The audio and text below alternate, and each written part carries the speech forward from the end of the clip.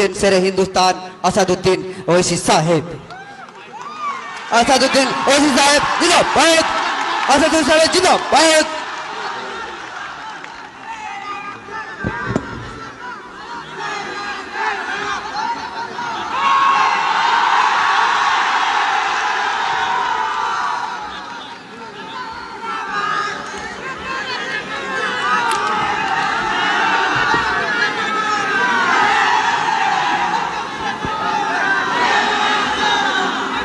औज़ुबिल्लाहि मिनश्शैतानिर्रजीम बिस्मिल्लाहिर्रहमानिर्रहीम अस्सलामु अलैकुम वरहमतुल्लाहि वबरकातुहू।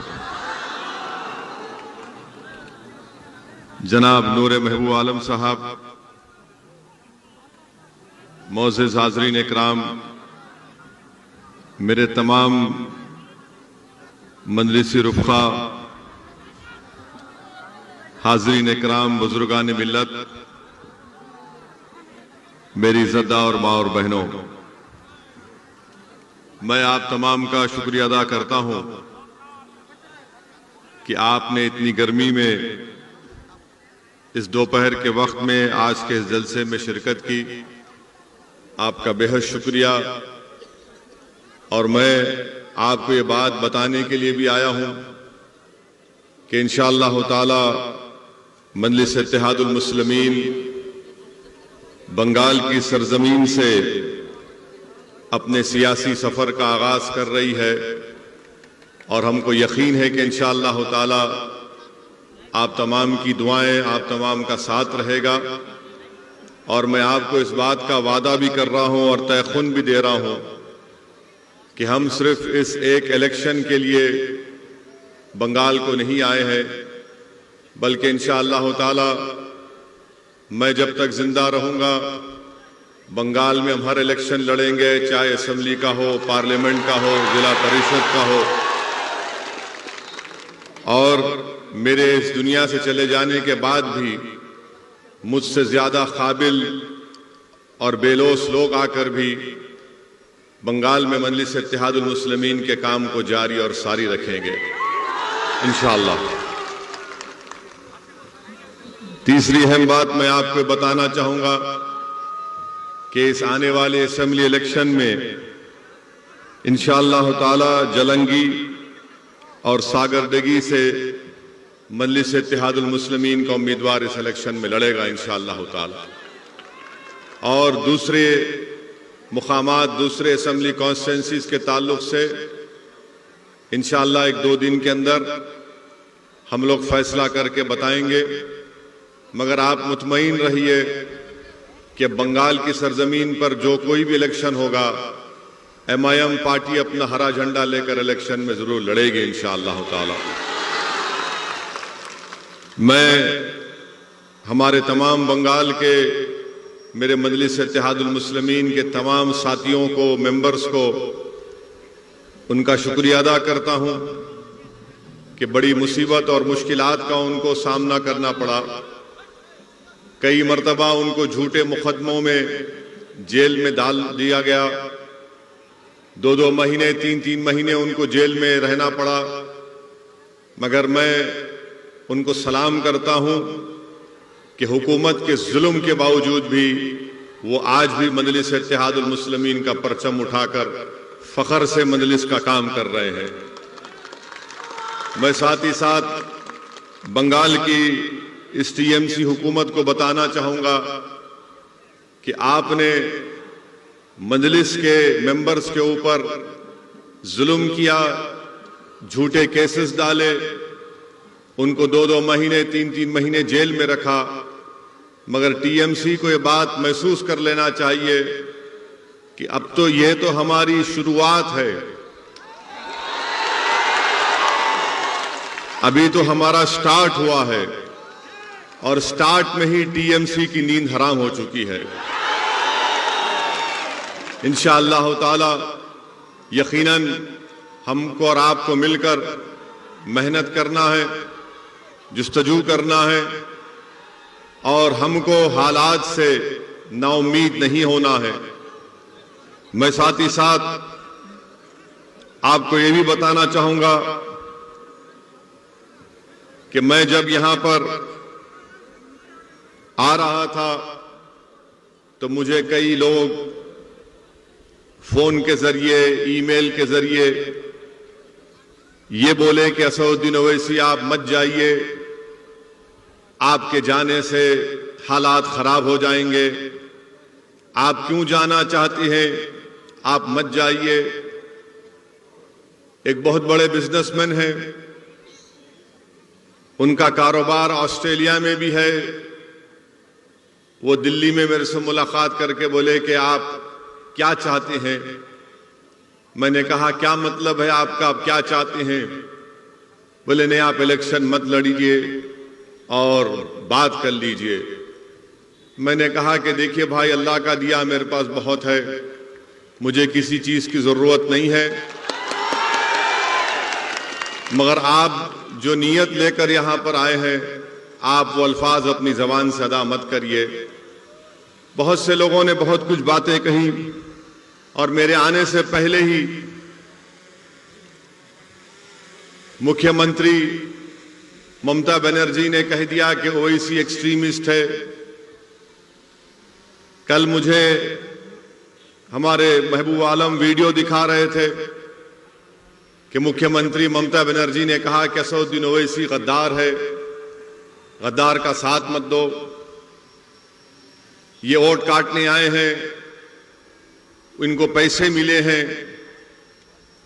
मैं बंगाल के मुख्यमंत्री से यह कहना चाहूंगा कि आप जो कुछ कहना चाहते कह लो मेरे को, मुझे इसका कोई फर्क पड़ने वाला नहीं है। हम मुख्यमंत्री साहिबा को यह बताना चाहेंगे कि ममता बनर्जी, मेरी इज्जत और जिल्लत का देने वाला अल्लाह है, आप नहीं दे सकते मुझे। आप जो कुछ बोलना चाहते बोलो आप, मैं सुनने तैयार हूं, मगर एक बात आपको याद रखना पड़ेगा कि शायद आपको अपनी जिंदगी में असदुद्दीन ओवैसी जैसे अपोजिशन लीडर का मुकाबला नहीं हुआ होगा अभी तक। हम लड़ेंगे, ये हमारा जमहूरी हक है, डेमोक्रेटिक राइट है, और हम आगे बढ़ेंगे इंशाअल्लाह ताला।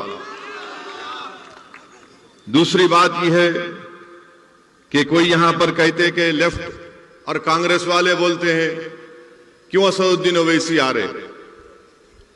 टीएमसी, कांग्रेस, बाम और बीजेपी, ये चारों मेरे बारे में एक बात जरूर कहते हैं, ये चारों एक बात पे मुत्तफिक हैं।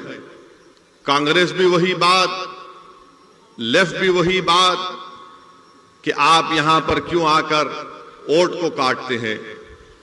मैं पूछना चाहता हूं टीएमसी के लोगों से, कांग्रेस और बाम के लेफ्ट के लोगों से, क्या बंगाल का वोटर आपका गुलाम है कि आपकी बात को सुनेगा? बंगाल का वोटर जिसको चाहे वोट देगा, मुझे देगा या नहीं देगा, मगर आप कब से बोलना शुरू कर दिए कि नहीं आओ। मेरे अजीज दोस्तों, मेरी इज्जतदार मां और बहनों, 70 साल से आप लोगों ने कांग्रेस को वोट दिया, लेफ्ट फ्रंट को वोट दिया, 10 साल आपने टीएमसी को वोट दिया, और इन तीनों पार्टीज ने आपसे वोट लेकर यह कहा कि हम हिंदुत्व को रोकेंगे, हम आपका डेवलपमेंट करेंगे, हम आपसे इंसाफ करेंगे।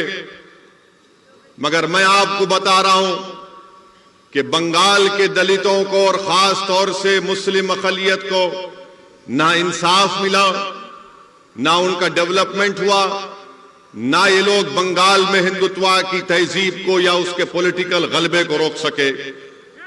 ये इनकी नाकामी की वजह से हिंदुत्व आज बंगाल में आगे बढ़ रहा है। 70 साल से धोखा दिया और आपका वोट हासिल किया। मेरे अजीज दोस्तों और बुजुर्गों, ममता बनर्जी क्या कहती हैं कि मैं मुसलमानों की प्रोटेक्टर हूं। ममता बनर्जी हर जगह कहती हैं, अब इस इलेक्शन में नहीं बोल रही हैं, मगर हम ममता बनर्जी को बताना चाह रहे हैं, आप जरूर बंगाल के मुख्यमंत्री हैं, मगर हमारा प्रोटेक्टर तो सिर्फ अल्लाह ही अल्लाह ही रहेगा। आपके प्रोटेक्शन की जरूरत नहीं है। आपका काम यह है कि बहैसियत मुख्यमंत्री आपने भारत के संविधान के ऊपर ओथ लिया है, और ओथ जब आप लेती हैं, चाहे आप हो या नरेंद्र मोदी हो, इनका काम यह है कि भारत की और बंगाल की जनता से इंसाफ करें, जो ना आप किया है और ना मोदी ने किया है। दोनों ने इंसाफ नहीं किया है, दोनों ने इंसाफ नहीं किया है। और चौथी बात यह कि ममता बनर्जी ने मेरे आने से पहले, माशाल्लाह मैं शुक्रिया अदा करता हूं मैडम चीफ मिनिस्टर का, कि दूल्हे के आने से पहले उन्होंने दूल्हे के बारे में बात करना शुरू कर दी। हर जगह टीवी चैनल पर, जलसे में, बहुत अच्छा है, आप बोलिए जरूर, क्योंकि मुझे मालूम है कि आपके दिमाग में असदुद्दीन ओवैसी आपको दर्द पहुंचा रहा है, इसलिए ममता बनर्जी बोल रही हैं। हम ममता बनर्जी से, टीएमसी से पूछना चाहते हैं, 10 साल से आपको सत्ता मिली बंगाल में, आपने अभी अपने पार्टी का इलेक्शन मैनिफेस्टो रिलीज किया। इलेक्शन मैनिफेस्टो में एक वर्ड नहीं है मुस्लिम, एक वर्ड नहीं है, और आप उसमें लिखते भी नहीं है कि आपने 10 साल में मुस्लिम माइनॉरिटीज के लिए क्या किया। आपने मुस्लिम माइनॉरिटीज के लिए कौन सा काम किया, बताइए ना, वो भी नहीं बताते आप। और फिर आप ये भी बोलते हैं कि मैं, ममता बनर्जी ये भी कहती हैं कि मैं माइनॉरिटी की मिनिस्टर भी हूं, वो पोस्ट मेरे पास है। तो बताइए ना आपने क्या किया, कुछ तो किया होगा ना आपने, तो बताइए आपने क्या किया। मेरे अजीज दोस्तों और बुजुर्गों, मेरी इज्जतदार मां और बहनों, 10 साल आपने टीएमसी को वोट दिया, उससे पहले 30-31 साल लेफ्ट को, उससे पहले कांग्रेस को आपने वोट दिया। मैं आज आपके सामने सिर्फ कम से कम वक्त में चंद बातें बताकर यहां से रुखसत हो जाऊंगा, क्योंकि अब तो जलसा पहला हुआ है, इंशाल्लाह बहुत होंगे, अब यहां से जलसे होंगे इंशाल्लाह ताला। मैडम चीफ मिनिस्टर कुछ नहीं बता सकती हैं। मैडम चीफ मिनिस्टर क्या दिखाती हैं? मुसलमानों के ईद के दिन आकर सर पे अपने पल्ले सर पे ओढ़ के ऐसा दुआ करते, और आप लोग क्या करते हो? ओ, उससे पेट भरता, उससे नौकरी मिलती, बच्चों को स्कूल मिलता, अस्पताल मिलता, पुलिस से जुल्म का खात्मा होता। मगर ये इनका ड्रामा, सर पे ओढ़ो, हाथ उठाओ, अल्लाहू अकबर, ये नाटक है। ये नाटक कब तक चलता रहेगा? अच्छा, अब आप खुद, मैं आपको बता रहा हूं, मैं ममता बनर्जी से, चीफ मिनिस्टर बंगाल से, ये लेफ्ट फ्रंट के लोगों से, और कांग्रेस, ये लेफ्ट फ्रंट कांग्रेस तो इनका आखिरी इलेक्शन है, इसके बाद खत्म ही हो जाने वाले हैं, नहीं रहने वाले हैं। ये इनसे मैं पूछना चाह रहा हूं, बंगाल में आप ये बताइए कि क्या ये बात सच नहीं है कि बंगाल में 15% मुसलमान बच्चे जिनकी उम्र 6 साल और 14 साल की है, वो स्कूल के बाहर हैं। 6 और 14 साल की उम्र के बच्चे 15% स्कूल के बाहर हैं। क्यों नहीं डाले उनको स्कूल में? आप, मैं रोका था क्या आपको? ठीक है, मैं गद्दार हूं, चलिए मान लिया मैं गद्दार हूं, मैं सब कुछ हूं, मगर आप स्कूल में क्यों नहीं, स्कूल नहीं बनाए? ये गवर्नमेंट का डेटा है, मेरा नहीं है। 6 और 14 साल की उम्र के 15% मुस्लिम बच्चे स्कूल के बाहर हैं।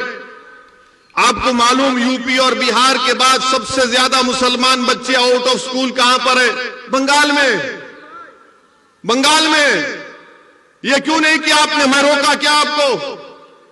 आप स्कूल खोल देते। 30 साल लेफ्ट की हुकूमत, उससे पहले कांग्रेस की हुकूमत, 10 साल से टीएमसी की सरकार, किसने रोका था आपको स्कूल खोलने से?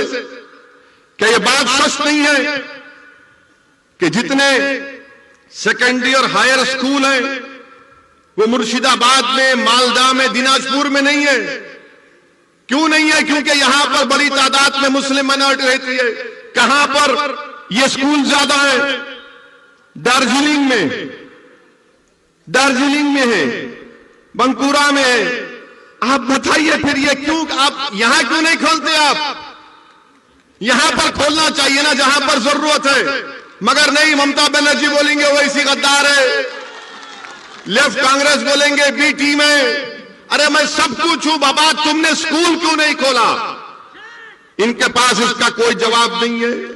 अच्छा, आपको मालूम कि मुर्शिदाबाद जिले में 50% स्कूल के बच्चों को मिड डे मील स्कीम नहीं मिलता।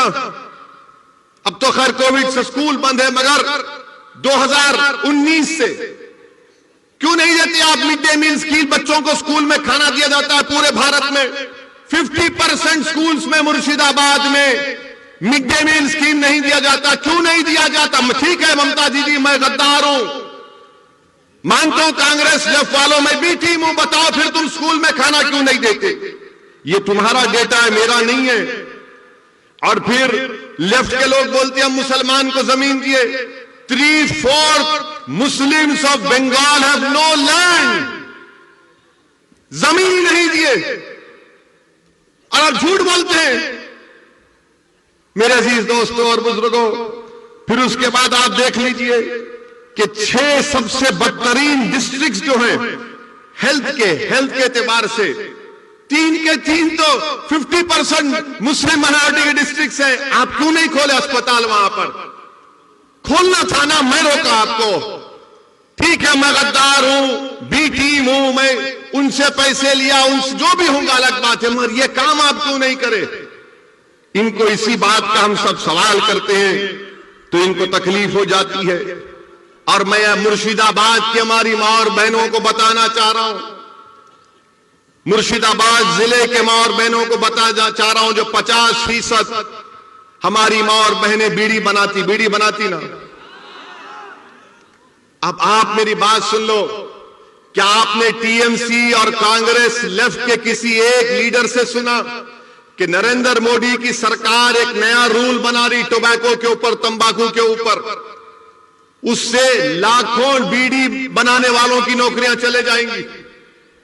मैं 1 महीना पहले नरेंद्र मोदी की हुकूमत को, गवर्नमेंट को लेटर लिखा कि कॉप्टा में अमेंडमेंट्स मत लाइए।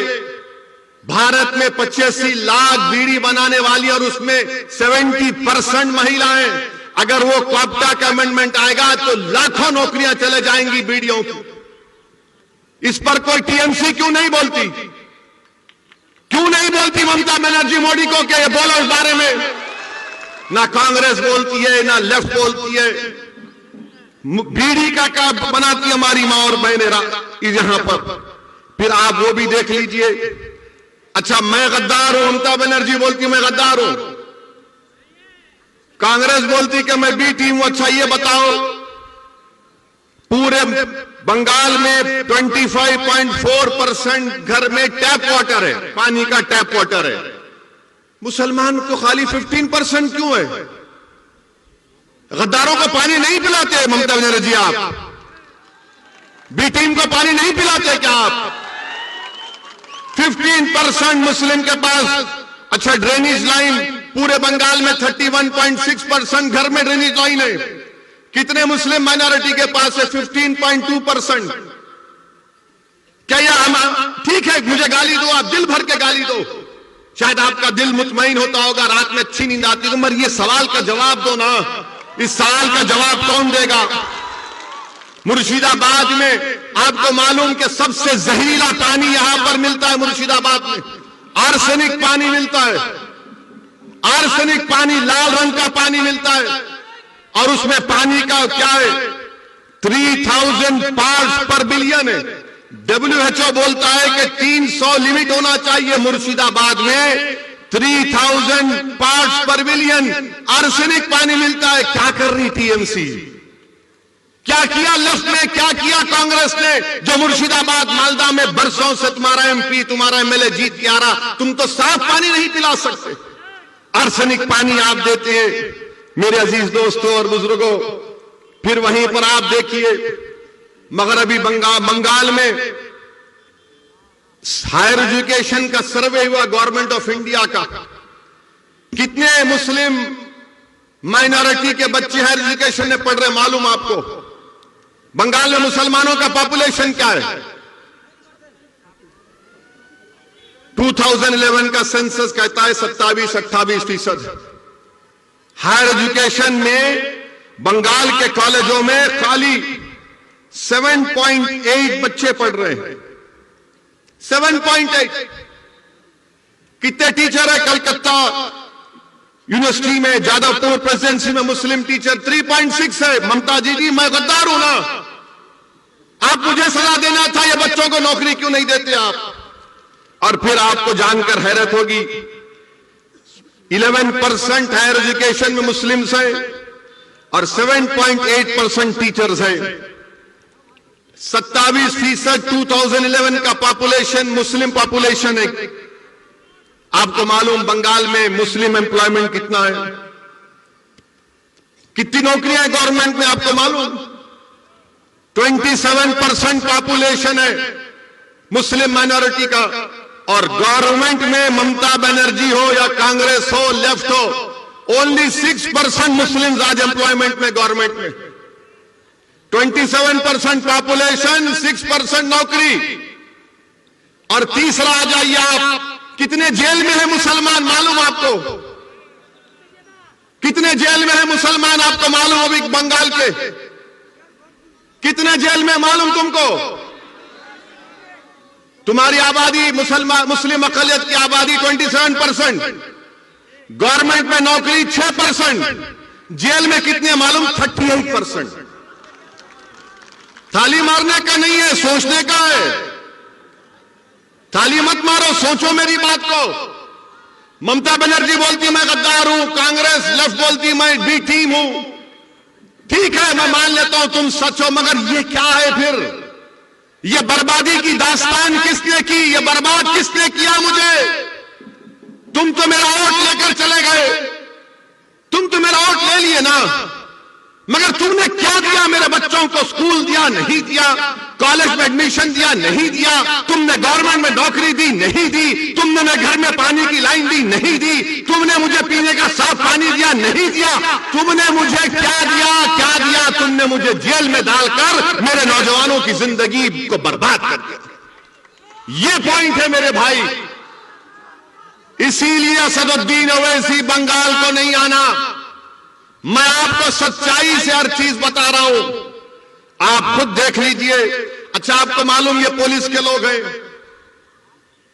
कितने मुस्लिम सब इंस्पेक्टर है बंगाल में मालूम? कितना तुम्हारा पॉपुलेशन है? 28% पॉपुलेशन है ना। ममता बनर्जी बोलती है ओवैसी गद्दार, कांग्रेस लेफ्ट बोलती है ओवैसी बी टीम। पूरे बंगाल में खाली 7% मुस्लिम सब इंस्पेक्टर्स हैं। 7%, 7%, जिसको सार्जेंट बोलते हैं, इंस्पेक्टर बोलते हैं। कितने मालूम आपको? 2%। 2% है खाली। मेरे भाई ये क्या हो रहा है? अच्छा, सोने पे सुहागा ये कि बंगाल की असेंबली में 294 असेंबली सीट्स में 59 कितने साबिर 59 है मुस्लिम एमएलए, 59 मुस्लिम है, जिसमें से ममता बनर्जी के 32 हैं। आप बोलेंगे ओ इसी तो 59 है। मेरे भाई 59 की अहमियत नहीं है। अगर मजलिस के 4 जीत के गए तो ममता बनर्जी को काम करना पड़ेगा। ये 59 से कुछ नहीं हुआ। क्या किया वो लोग? तो खाली गूंगे बन के बैठे रहे बंगाल के असेंबली में, कुछ बोल नहीं सके, पूछे नहीं कि क्यों ये नाइंसाफी हो रही है। और फिर टीएमसी हमसे बोलती कि हम गद्दार हैं। मैं ममता बनर्जी आपको याद दिला रहा हूं, यहां के जलसे से मैं ममता बनर्जी को याद दिला रहा हूं कि ममता बनर्जी 30 अप्रैल 2002, ये मैं जो कुछ कह रहा हूं ना, मैं चैलेंज कर रहा हूं। अगर इसमें से एक वर्ड भी गलत है तो मेरे को चैलेंज कर रहा हूं, बैठ के डिबेट करेंगे, टीवी के सामने आ जाओ। 30 अप्रैल 2002 को लोकसभा में डिबेट हुआ गुजरात के फसादात के लिए, जब मेरे वालिद सालारे मिल्लत अलैहिर्रहमा एमपी थे सुल्तान सलाहुद्दीन ओवैसी। लोकसभा में सबने उस मोशन के खिलाफ वोट दिया। ममता बनर्जी, आपने तो मोदी का साथ दिया था 30 अप्रैल 2002 को, और मैं गद्दार हूं। अगर टीएमसी के लोग यहां पर है तो जाके तुम्हारी दीदी को सुनाओ। 15 सितंबर 2003 टाइम्स ऑफ इंडिया अखबार की रिपोर्ट है। क्या तारीख? 15 सितंबर 2003। ममता बनर्जी क्या कहती है उसमें? ममता बनर्जी आरएसएस के लोगों से मिलती है और मिलके बोलती है कि आरएसएस के लोग देश प्रेमी हैं। और ममता बनर्जी बोलती उनको कि अगर तुम 1% मेरा साथ दिए तो मैं बंगाल की पूरे मुकद्दर को चेंज कर दूंगी। ममता बनर्जी, तुमने तो 2003 में आरएसएस से हाथ मिला लिया था और आज तुम असदुद्दीन ओवैसी को गद्दार कहती हो। क्या बात है ये? 2003 का 15 सितंबर 2003 का। अच्छा, फिर ममता बनर्जी 2019 का पार्लियामेंट इलेक्शन हुआ। पार्लियामेंट के चुनाव में आप बताइए कि आपने बीजेपी को वोट दिया? कितनों ने बीजेपी को वोट नहीं दिया? हाथ उठाओ। शर्माओ ने, डरना नहीं। कितने टीएमसी को वोट दिया? डरो भाई, उठाओ, कोई बात नहीं। अच्छा, 18 बीजेपी कैसा जीत गई? 18 बीजेपी कैसा जीत गई बंगाल से? मैं तो नहीं था ना, गद्दार तो नहीं था, बी टीम भी नहीं थी, तो बीजेपी मोदी 18 कैसे जीत गया? टीएमसी का ममता का वोटर मोदी के गोद में बैठ के चाय पी रहा है। और ममता बनर्जी, टीएमसी, लेफ्ट, कांग्रेस हमको गद्दार, बी टीम, क्या क्या गाली देते थे। अच्छा, फिर रिजल्ट आया तो ममता बनर्जी ने क्या कहा था? मीडिया ने जाकर ममता बनर्जी से क्या पूछा? ए दीदी, बीजेपी इतना जीत गई, क्या मुस्लिम की वजह से हुआ? मीडिया को भी शौक खाली मुसलमान से है। तो ममता बनर्जी ने क्या कहा कि हां, गाय दूध देती है तो कभी गाय लात भी मारती है। कहा था ना।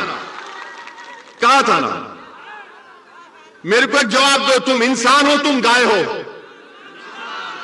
अगर कोई बंगाल का मुसलमान है, वो इंसान है या गाय है?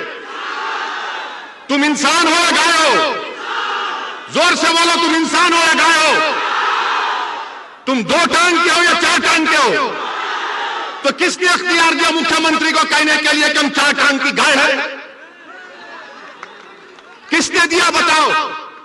अच्छा, फिर मुख्यमंत्री ने क्या कहा? गाय दूध देती है तो हम ले लेते हैं, लात मारती तो कबूल कर लेते हैं।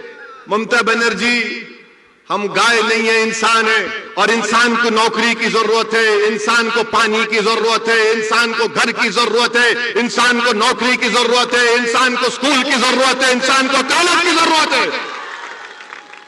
मगर दीदी, आपने क्या किया? आपने तो दूध भी पी लिया, मलाई भी खा ली, मिष्टी दोई भी खा लिए। अब हमारे पास कुछ नहीं बचा है। मैं आपको गाय के रूप में नहीं देखता, मैं आपको इंसान के रूप में देखता हूं। मजलिस इत्तेहादुल मुस्लिमीन तुमको भारत का बावकार इंसान के तौर पर देखती है।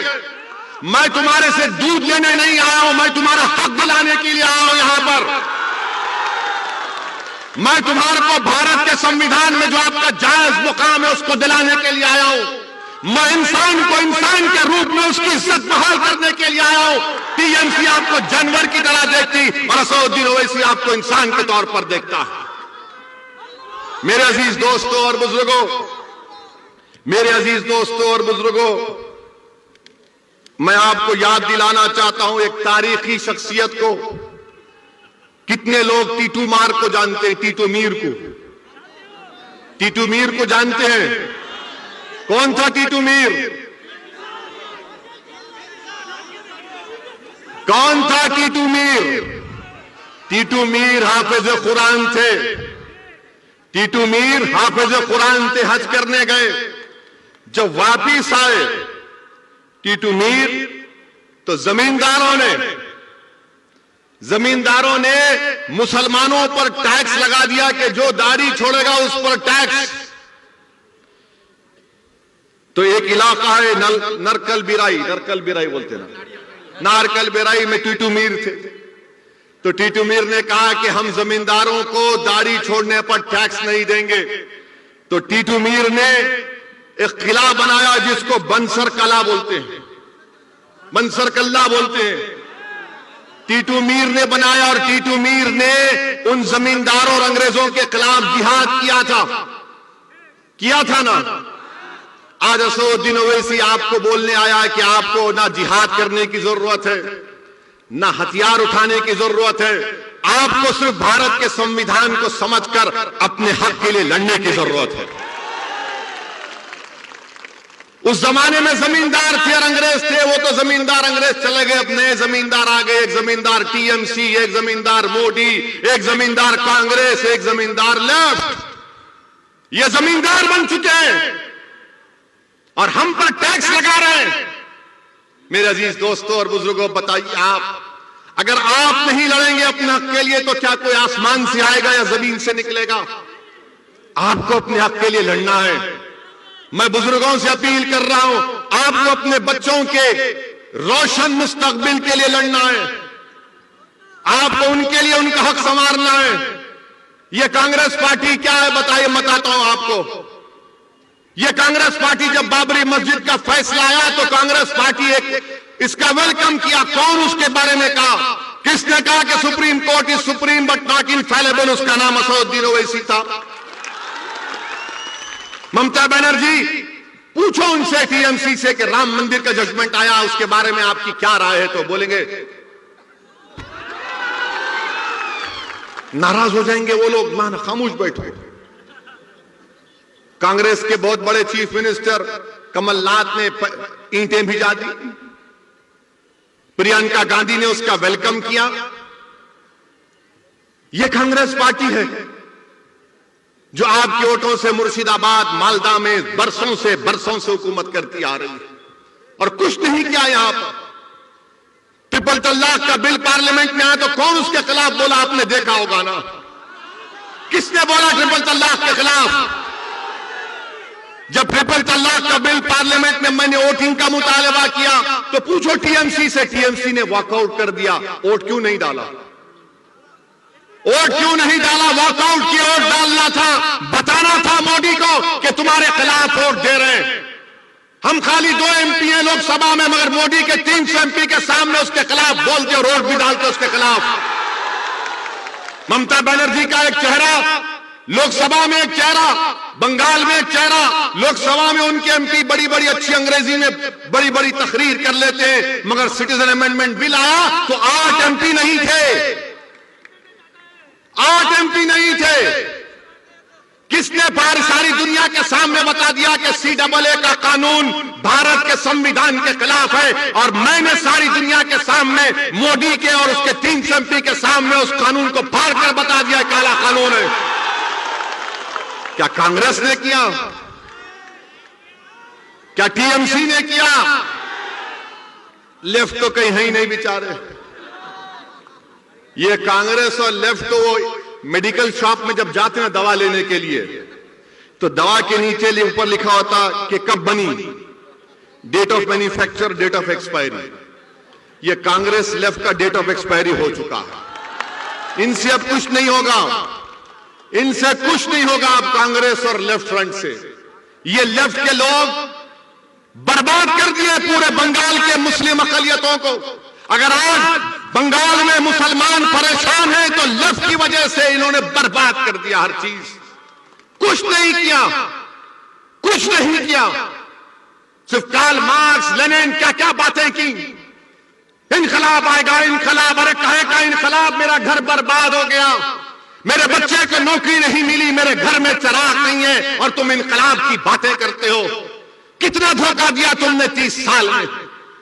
मेरे भाई याद रखो, मेरी जिंदगी कब तक है अल्लाह जानता है, मगर मैं आपसे कह रहा हूं, जब तक आप सियासी तौर पर मुत्तहिद नहीं होंगे, जब तक आप सिर्फ वोट डालने वाले के साथ साथ वोट लेने वाले नहीं बनेंगे, आपके मसाइल नहीं हल होंगे, आपके प्रॉब्लम्स नहीं सॉल्व होंगे, आपके प्रॉब्लम्स नहीं सॉल्व होने वाले। मेरी बात को याद रखो। आप हो सकता है कि किसी को मेरी बात गलत दिख रही होगी, मगर आपके प्रॉब्लम नहीं सॉल्व होंगे, आपके मुश्किलात का खात्मा नहीं होगा, आपके बच्चे जेलों में सड़ते रहेंगे, उनकी जवानी बर्बाद हो जाएगी, हमको गवर्नमेंट में नौकरियां नहीं मिलेंगी।